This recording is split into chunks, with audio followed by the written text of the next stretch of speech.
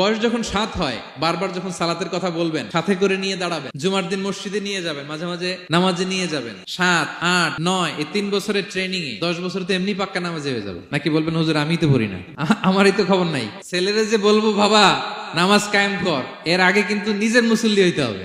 নামাজের ব্যাপারে no consideration, কোনো ছাড় নাই। সালাত আপনাকে পড়তেই হবে যে কোনো পরিস্থিতিতে।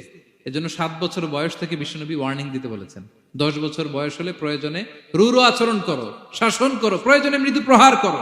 অনেক ফ্যামিলি আছে নিজেও নামাজি, ছেলে মেয়েদেরকেও নামাজের কথা বলে পড়ায়। জোহর পড়তে দেয়, আসর পড়তে দেয়, মাগরিব পড়তে দেয়, এশা পড়তে দেয়, ফজর পড়তে দেয় না। ফজর নিয়ে টেনশন নাই। কেন? আমার কলিজার টুকরা সন্তান ঘুমায় হুজুর, কাঁচা ঘুম কেমনে ভাঙাই। যে বাবা মারা মনে করে সকালে কিভাবে ডাকি, উঠতে চায় না হুজুর, কাঁচা ঘুম কষ্ট হয়ে যায়। ফজরের সময় যদি আগুন লেগে যায় আপনার ঘরে, কি করবেন? আরেকটু ঘুমা, কাঁচা ঘুম।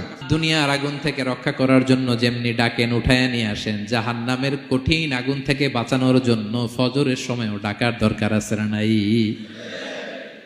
দুনিয়ার আগুনের চেয়ে কমপক্ষে 70 গুণ বেশি তেজওয়ালা। বিষ্ণু বলেন নারুকুম তুকিদুন, যে আগুন দিয়ে কিচেনে রান্না করো, জাহান্নামের আগুন কিন্তু এই আগুন নয়। জাহান্নামের আগুন দুনিয়ার আগুনের চাইতে কমপক্ষে 70 গুণ বেশি তেজওয়ালা। তাহলে ফজরের সময় ডাকবেন তো ছেলে মেয়েকে, হ্যাঁ, নিজেও পড়বেন, ছেলে মেয়েদেরকেও ডাকবেন। আকিমিস সালাহ।